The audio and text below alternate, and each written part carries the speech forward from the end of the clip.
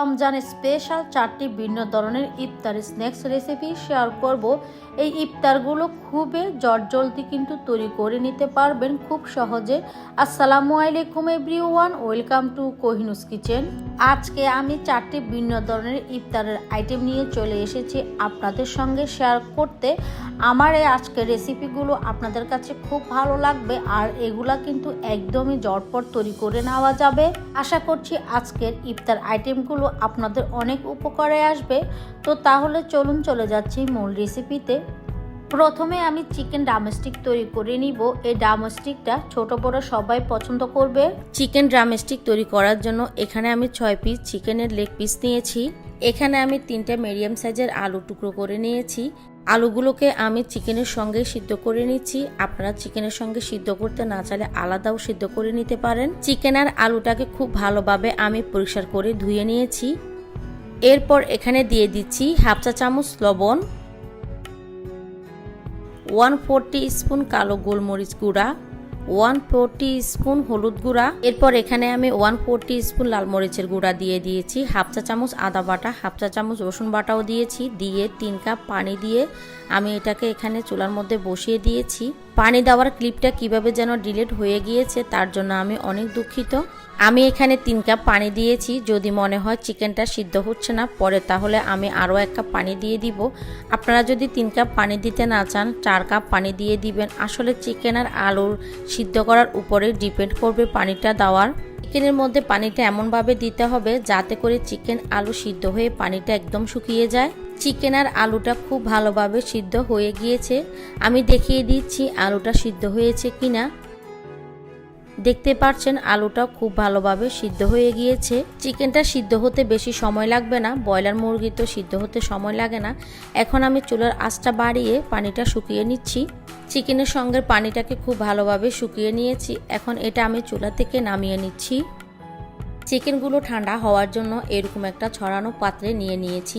চিকেনগুলো যখন ঠান্ডা হয়ে যাবে তখন আমি হাড় থেকে চিকেনগুলোকে আলাদা করে নিচ্ছি। আর চিকেনের মধ্যে দেখবেন চিকন একটা হাড় আছে, ওইটা অবশ্যই ফেলে দিতে হবে। আর মোটা হাড়টা আমি আলাদা করে রেখে দিচ্ছি। এভাবে করে বাকি চিকেনগুলো থেকে আমি বাকি মাংসগুলো আলাদা করে নিচ্ছি, আর মোটা হাড়টাও আমি আলাদা করে নিয়েছি। এবার আমি 2টা কাঁটা চামচ দিয়ে চিকেনগুলোকে ছাড়িয়ে নিচ্ছি। খুব ভালো হয় চিকেনগুলোকে হালকা একটু ব্লেন্ড করে নিলে।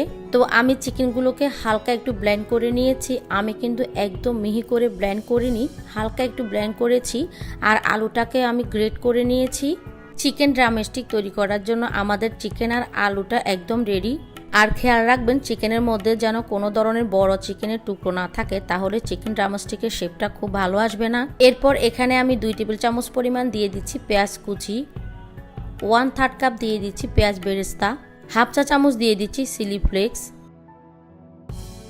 2টা কাঁচামরিচ দিয়ে দিচ্ছি কুচি করে, 1/4 টিস্পুন দিয়ে দিচ্ছি কালো গোলমরিচ গুঁড়া, হাফ চা চামচ দিয়ে দিয়েছি ভাজা জিরার গুঁড়া, হাফ চা চামচ দিয়ে দিচ্ছি গরম মশলার গুঁড়া, টেস্ট অনুযায়ী দিয়ে দিচ্ছি লবণ। চিকেনটা সিদ্ধ করার সময় লবণ দিয়েছি, তাই লবণটা বুঝে দিতে হবে। 1 চা চামচ দিয়ে দিচ্ছি টমেটো সস, 2 টেবিল চামচ দিয়ে দিচ্ছি ধনেপাতা কুচি। এবার সবকিছুকে একসঙ্গে খুব ভালোভাবে আমি মিশিয়ে নিচ্ছি। আর এখানে আমি কাঁচা পেঁয়াজ ভাজা পেঁয়াজ দুটোই দিয়েছি। আপনারা চাইলে যে কোনো একটা দিতে পারেন, তবে ভাজা পেঁয়াজটা দিলে ফ্লেভারটা খুব ভালো আসবে। আমি এখানে যে পরিমাণে আলু আর চিকেন দিয়েছি এটাই ঠিক আছে। চিকেনের থেকে আলুর পরিমাণটা যদি বেশি হয়ে যায় তাহলে চিকেন ড্রামস্টিকগুলো খেতে ভালো লাগে না। এখন আমি হাতে কিছুটা তেল মেখে নিয়েছি যাতে করে চিকেন ড্রামস্টিকের শেপটা খুব ভালো আসে আর হাতে লেগে যাবে না। এরপর এখান থেকে কিছুটা মিশ্রণ আমি হাতে নিয়ে নিয়েছি। এরপর মাঝখানে আমি চিকেন থেকে যে হাড়টা আলাদা করে রেখেছি ওইখান থেকে একটা হাড় আমি মাঝখানে দিয়ে দিয়েছি। হাড়টাকে মাঝখানে দিয়ে এগুলোকে চারপাশ থেকে মুড়িয়ে দিতে হবে। এরপর শেপটা এমনভাবে করতে হবে চিকেনের লেগটা ঠিক যেরকম ছিল ওই রকম, অথবা চিকেন ড্রামস্টিকের মতো। শেপটা সুন্দর করে করলেই কিন্তু ড্রামস্টিকগুলো দেখতে খুব ভালো লাগবে।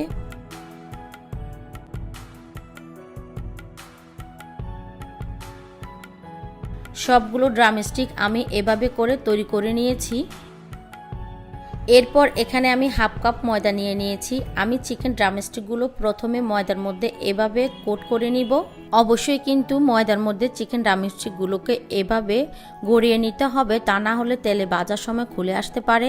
এরপর এখানে আমি একটা ডিম ভেঙে নিয়েছি আর 1/4 কাপ দিয়ে দিচ্ছি লিকুইড দুধ, 1/4 টিস্পুন দিয়ে দিচ্ছি লবণ। এখন ডিম আর দুধটাকে খুব ভালোভাবে ফেটিয়ে নিতে হবে।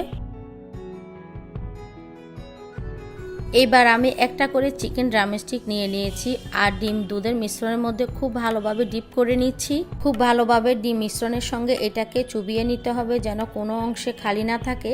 এবার আমি এখানে কিছুটা ব্রেড ক্রাম্বস নিয়েছি, ব্রেড ক্রাম্বসের মধ্যে খুব ভালোভাবে এটাকে কোট করে নিতে হবে। আপনারা চাইলে এখানে টোস্ট বিস্কিটের গুঁড়ো ব্যবহার করতে পারেন। ব্রেড ক্রাম্বসে কোটিং করার পরে আপনারা চাইলে এই চিকেন ড্রামস্টিকগুলো ফ্রোজেন করেও রাখতে পারেন, যে কোনো একটা এয়ারটাইট কন্টেনারে ঢুকিয়ে রাখলেই হবে। তো সবগুলো চিকেন ড্রামস্টিক আমার কোট করা হয়ে গিয়েছে। এখন এগুলোকে আমি ভাজতে চলে যাব। একটা প্যানে আমি পর্যাপ্ত পরিমাণে তেল দিয়ে দিয়েছি। তেলটা যখন হালকা গরম হয়ে যাবে তখন একে একে চিকেন ড্রামস্টিকগুলো আমি তেলের মধ্যে দিয়ে দিচ্ছি। চিকেন ড্রামস্টিকগুলো তেলে দেওয়ার সাথে সাথে 1 মিনিট যখন একটা পাশ ভাজা হয়ে যাবে তখন সাথে সাথে এটাকে উল্টিয়ে দিতে হবে। এভাবে ভেজে নিলে চিকেন ড্রামস্টিকগুলো খুলবে না আর তেলের পরিমাণটাও কম লাগবে। চিকেন ড্রামস্টিকগুলো ভাজার সময় অনেকগুলো একসঙ্গে দিয়ে দিবেন না, এতে করে একটার সঙ্গে একটা লেগে গিয়ে ভেঙে যেতে পারে।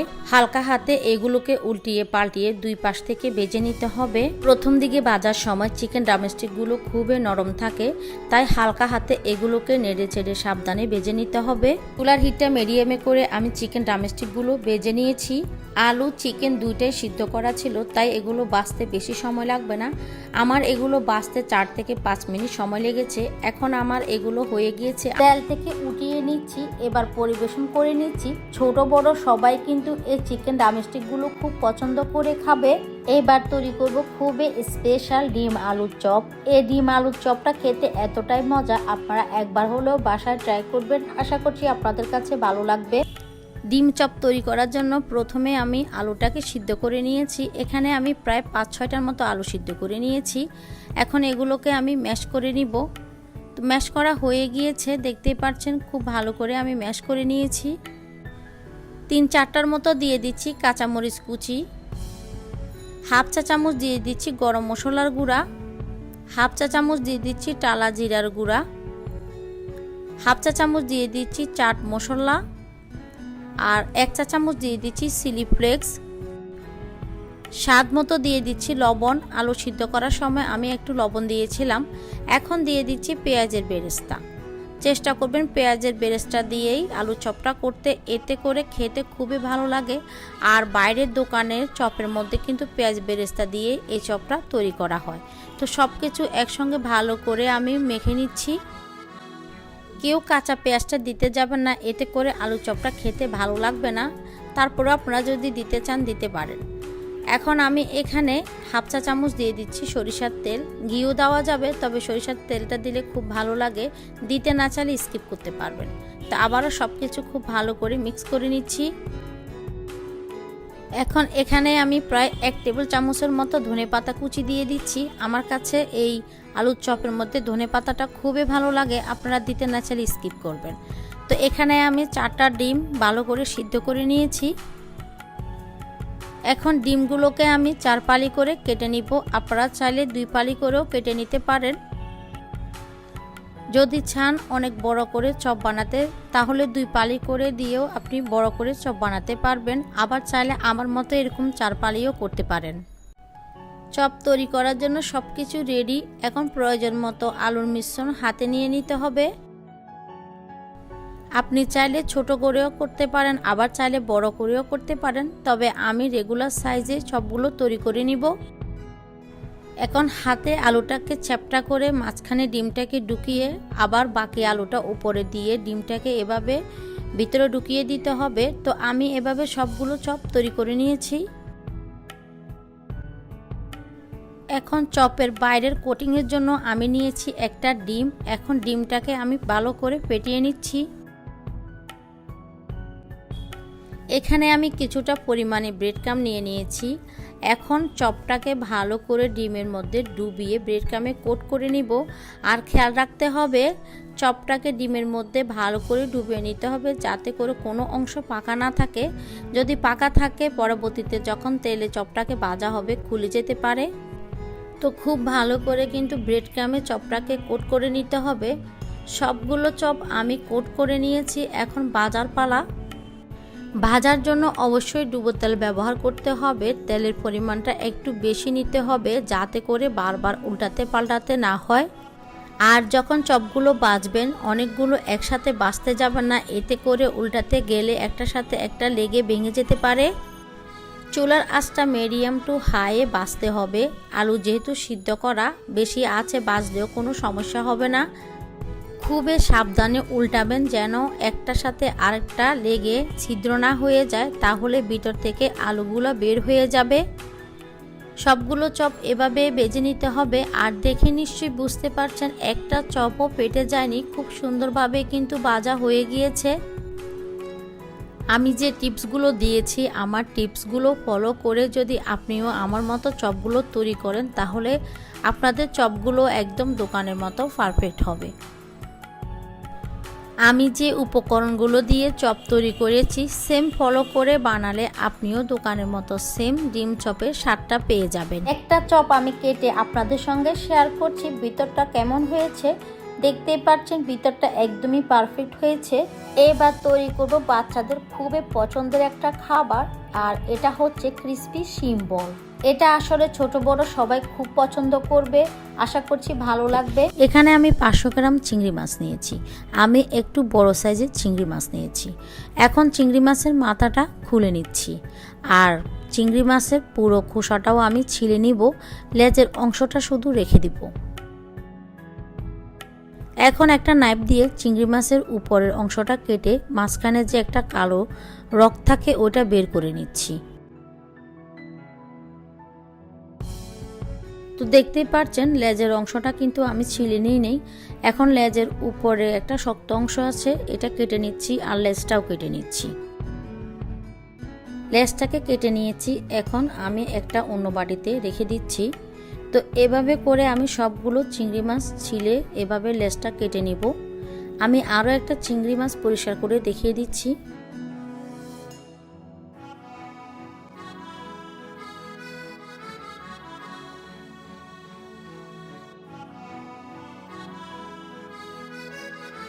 তো এভাবে করে আমি সবগুলো চিংড়ি মাছের চামড়াটা ছিলে নিয়েছি, আর লেজের অংশটা কেটে নিয়েছি।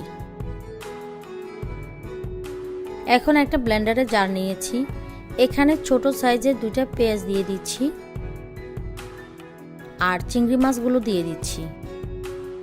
এখন একটা ডিম ভেঙে দিচ্ছি।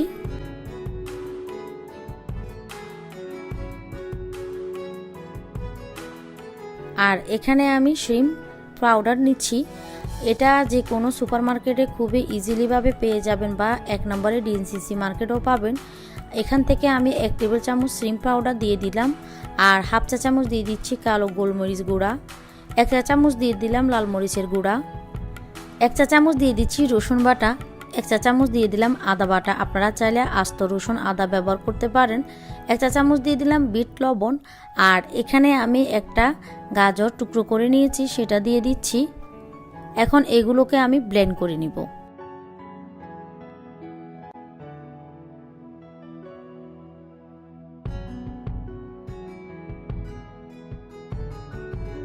তো ব্লেন্ড করা হয়ে গিয়েছে, আমি দেখিয়ে দিচ্ছি এটা ঠিক কতটা ম্যাশ করে ব্লেন্ড করে নিতে হবে, দেখতেই পাচ্ছেন। এখন অন্য একটা পাত্রে আমি সবগুলো মিশ্রণ নিয়ে নিচ্ছি।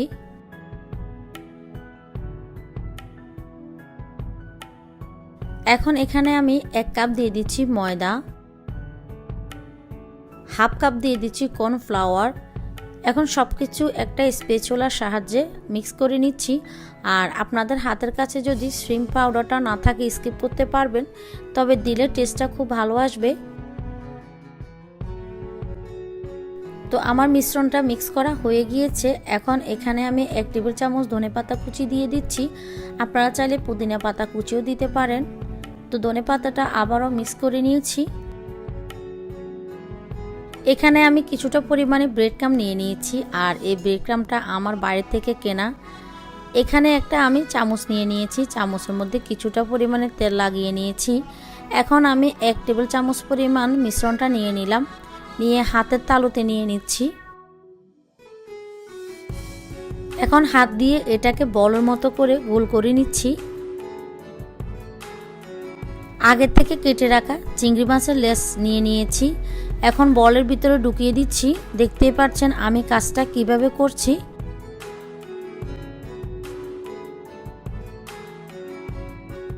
এখন এটাকে আমি ব্রেড ক্রাম্বের মধ্যে গড়িয়ে নিব।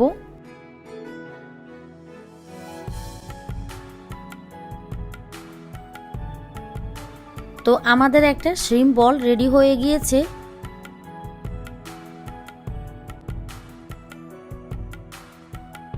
এভাবে করে আমি সবগুলো শ্রিম্প বল তৈরি করে নিব। তো আমি আরও একটা বল তৈরি করে দেখিয়ে দিচ্ছি।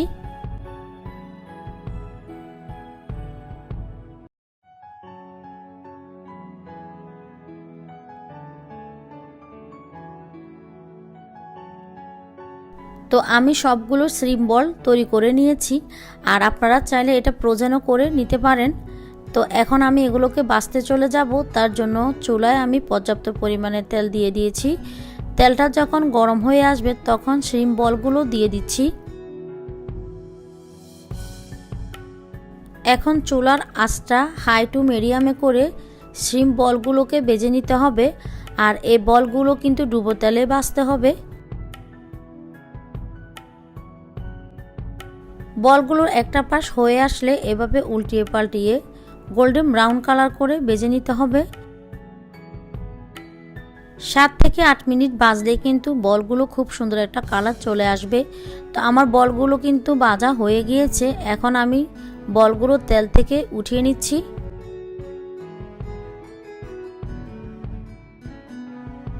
তো এভাবে করে আমি সবগুলো শ্রিম্প বল ভেজে নিব।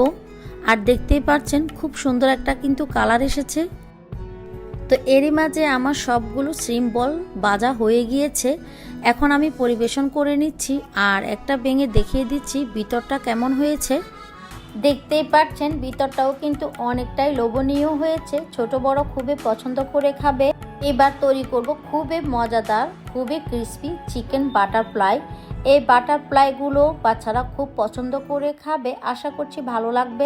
এই স্ন্যাক্সগুলো তৈরি করার জন্য আমাদের লাগবে বুকের মাংস। আমি এখানে 200 গ্রাম বুকের মাংস নিয়েছি। এই মাংসগুলোকে আমি ছোট করে কিউব করে কেটে নিয়েছি। এখন এখানে আমি 1 চা চামচ আদা বাটা, 1 চা চামচ রসুন বাটা দিয়ে দিচ্ছি। এবার দিয়ে দিচ্ছি এখানে হাফ চা চামচ হলুদ গুঁড়া, 1 চা চামচ দিয়ে দিচ্ছি লাল মরিচের গুঁড়া, টেস্ট অনুযায়ী দিয়ে দিলাম লবণ, হাফ চা চামচ দিয়ে দিলাম ভাজা জিরার গুঁড়া, হাফ চা চামচ দিয়ে দিলাম কালো গোলমরিচ গুঁড়া, 1 টেবিল চামচ পরিমাণ দিয়ে দিলাম লাইট সয়া সস, 1 পিঞ্চ দিয়ে দিলাম গরম মশলার গুঁড়া, 1 চা চামচ দিয়ে দিলাম ভিনেগার। এইবার মশলার সাথে চিকেনগুলোকে খুব ভালোভাবে নেড়েচেড়ে মিশিয়ে নিচ্ছি। এবার আপনাদের হাতে যদি সময় থাকে চিকেনগুলোকে 1 ঘন্টার জন্য ম্যারিনেট করে রাখবেন। এতে করে চিকেনগুলো অনেক বেশি সফট আর জুসি হবে। তো আমি এটাকে একটা সাইডে রেখে দিচ্ছি 1 ঘন্টার জন্য। এইবার এখানে আমি নিয়ে নিচ্ছি 2টা কাঁচা আলু। এই আলুগুলোকে আমি একটা পিলার দিয়ে খোসাটা ছাড়িয়ে নিচ্ছি।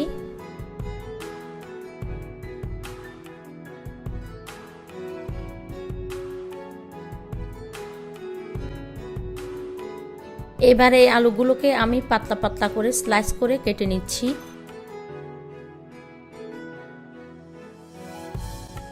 এবার বোঝার সুবিধার জন্য আমি একটা আলু স্লাইস আপনাদেরকে কাছ থেকে দেখিয়ে দিচ্ছি।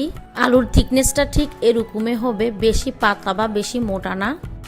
এবার এই আলুগুলোকে আমি নর্মাল টেম্পারেচারে থাকা পানি দিয়ে খুব ভালোভাবে পরিষ্কার করে নিচ্ছি।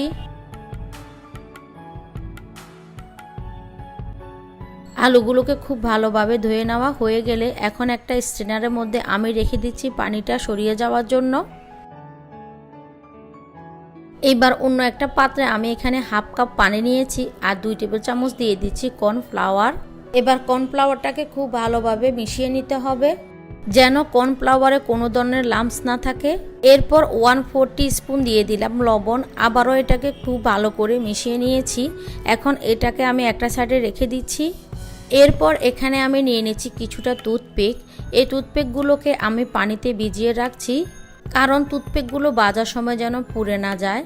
এরপর একটা করে আলুর স্লাইস নিতে হবে আর এই কর্নফ্লাওয়ারের মিশ্রণের মধ্যে খুব ভালোভাবে ডিপ করে নিতে হবে। এবার মশলা মাখানো চিকেনের টুকরো থেকে আমি এক টুকরো চিকেন নিয়ে নিচ্ছি আর আলুর মাঝখানে দিয়ে দিচ্ছি। এবার আলুটাকে বাঁকা করে আমি একটা টুথপিক গেঁথে দিচ্ছি। এটা দেখে নিশ্চয়ই বুঝতে পারছেন আমি কাজটা কিভাবে করে নিয়েছি। আর আলুটাকে খুব ভালোভাবে গেঁথে দিতে হবে, তা না হলে তেলে ভাজার সময় খুলে আসতে পারে। আমি আরও একটা করে দেখিয়ে দিচ্ছি। আবারও একটা স্লাইস আলু আমি কর্নফ্লাওয়ারের মিশ্রণের মধ্যে খুব ভালোভাবে ডিপ করে নিয়েছি। এখন এক টুকরো চিকেন আলুর মাঝখানে রেখে আলুটাকে একটু বাঁকা করে একটা টুথপিক গেঁথে দিচ্ছি। তো এভাবে আমি সবগুলো বাটারফ্লাই তৈরি করে নিব। সবগুলো চিকেন স্ন্যাক্স আমার তৈরি হয়ে গিয়েছে। এখন এগুলোকে আমি ভাজতে চলে যাব। চুলায় একটা প্যানে আমি পরিমাণ মতো তেল গরম হতে দিয়েছি। তেলটা যখন গরম হয়ে যাবে তখন আমি চিকেন বাটারফ্লাইগুলো তেলের মধ্যে দিয়ে দিচ্ছি। চুলার হিটটা মিডিয়ামে করে এগুলোকে খুব ভালোভাবে ভেজে নিতে হবে। চিকেন বাটারফ্লাইগুলো একটা পাশ হয়ে আসলে এখন নেড়ে চেড়ে এগুলোকে উল্টিয়ে দিতে হবে। কর্নফ্লাওয়ারের মিশ্রণে আলুটাকে ডিপ করে নেওয়ার জন্য এই আলুটা অনেক বেশি ক্রিস্পি হবে। আর এই চিকেন বাটারফ্লাইগুলো ভাজতে সময় লাগবে 7 থেকে 8 মিনিটের মতো। চিকেন স্ন্যাক্সগুলো দুই পাশ থেকে যখন ভাজা হয়ে যাবে তখন এগুলোকে তেল থেকে উঠিয়ে একটা কিচেন টিস্যুর উপর নিয়ে নিতে হবে। আমার এগুলো ভাজা হয়ে গিয়েছে, এখন আমি তেল থেকে উঠিয়ে নিচ্ছি। এই তো এরই মাঝে তৈরি হয়ে গেল আমাদের পটেটো স্ন্যাক্স বা চিকেন বাটারফ্লাই। এই স্ন্যাক্সগুলো খেতে অনেক বেশি মজা হয়। উপরের আলুটা থাকবে ক্রিস্পি আর ভিতরের চিকেনটা একদমই জুসি। ছোট থেকে বড় সবাই অনেক বেশি পছন্দ করে খাবে। একদমই ঝটপটভাবে 4টি ইফতার আইটেম রেসিপি আপনাদের সঙ্গে শেয়ার করেছি। আশা করছি আপনাদের কাছে খুব ভালো লেগেছে এবং সহজ লেগেছে। রেসিপিগুলো ভালো লাগলে লাইক, কমেন্ট, শেয়ার করার অনুরোধ রইল। তাহলে আজকের মতো এখানে বিদায় নিয়ে নিচ্ছি। সবাই অনেক বেশি ভালো থাকবেন, সুস্থ থাকবেন, সবাই সবার জন্য দোয়া করবেন। আল্লাহ হাফেজ।